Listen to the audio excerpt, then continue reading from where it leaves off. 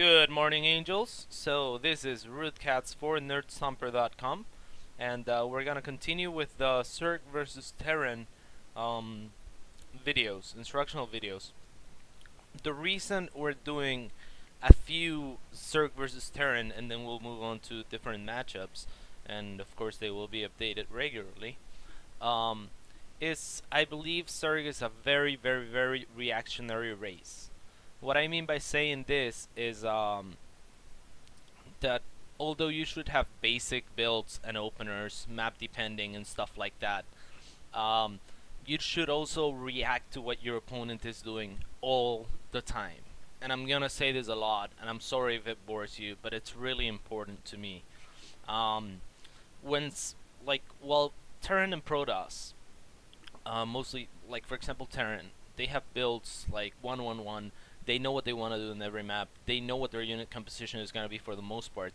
They react to their opponent as well, but not quite as much. They usually dictate the pace of the game, in my opinion. And what you do as Zerg is react to what they're doing and do the best you can of it. So I believe Zerg requires a lot of game knowledge, a lot of good game sense, along with really good mechanics, and I just think it's the race for me for these reasons. I like thinking on my feet. I like thinking fast. I like creating new builds, new strategy, adapting. That's what makes this game so wonderful for me. And I'm also pretty lazy in the sense that I don't want to sit down and figure out like perfect timings and stuff like that all the time, because although I do have like really good timings that I've worked on with Zerg, with Terran it's like, okay, you drop a barrack at X and then you drop your factory at X and X and X X X, and you just can't do that with Zerg, because if you scout properly and you see they're doing something else, like you can't just prepare to Banshees the same way you would prepare against Hellions or pre-igniter Hellions or a Thor or a tank push and stuff like that. So we'll see. This game is against a fantastic player, Alessimo. He's a really good player. I usually don't fast expand on this map, for example, on Lost Temple, but I did fast expand this game because it's cross positions.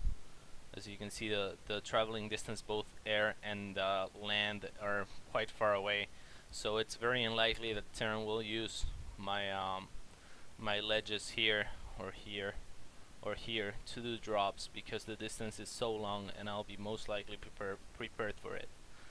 So Alessimo, a very smart player, as he scouts that I'm in cross positions as well, he drops a really fast command center and takes a Reaper out to harass me and to keep me in my main, because he's only running off of one barracks. It's soon to be two. So I will scout his, as you can see, I will see that he's building a command center with my Overlord. And this is actually a tournament game, and a really important one at that. So put a few links on the Reaper.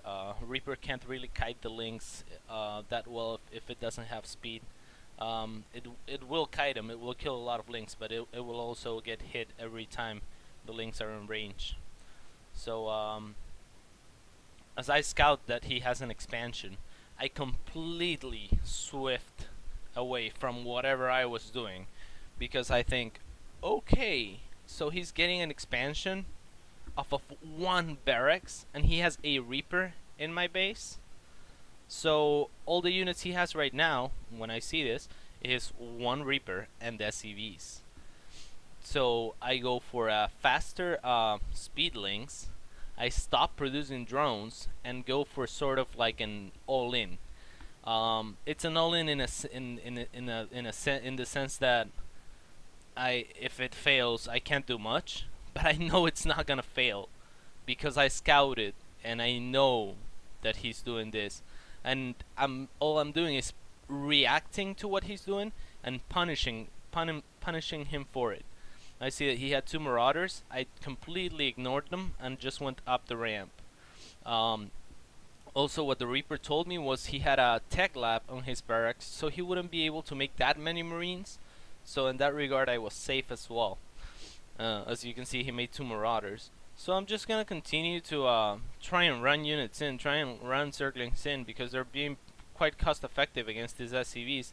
And if I just ignore the bunker, there's not much that he can do here. If we go to the units tab, we're actually equal on harvesters, we're equal on bases, but I have 42 circlings against 5 Marines and 2 Marauders. So there is absolutely no way that he can stop this. The reason being, again, is he was very aggressive, and he had to get punished for it, and that's what I chose to do. So again, react to what your opponent's doing all the time. It's the only way that you are actually gonna be able to punish your opponent.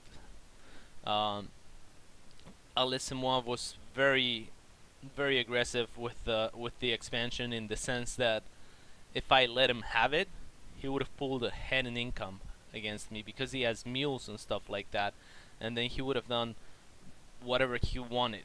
And I was like, you know what, Alissimov, you're a fantastic player, but you're being a little too greedy, and I'm not gonna allow that. So I made a lot of links. Look, I even stopped mining gas and went for the all-in, so to say. Other routes that I could have taken when I saw this, for example, another good way to react would have been just make enough links to scare him off into making this bunker and whatever he was doing, and then break these rocks and take my gold to even further my advantage. I could have stopped making units and just made drones. That would have helped a lot too, because it wouldn't have let me fall that behind against him. But again, if I went in here and I was like, with my mindset on a build, like, okay, I'm gonna go to 30 supply, and then I'm gonna make 7 roaches, and then I'm gonna attack and see what happens, that wouldn't have worked. It's see what happens first, and then react, and then attack, and then do what you gotta do. Know I'm saying? Okay. So this is pretty much gonna sum it up for this really short replay about ZvT, and it's a very aggressive build, something that I haven't tested that much, because Alissimov opener was very unorthodox in the fact that in the sense that I felt it was really unsafe, and it was, and we were able to break him. So react. Yeah, I think we'll call this series React. Okay, so let's move on. See you.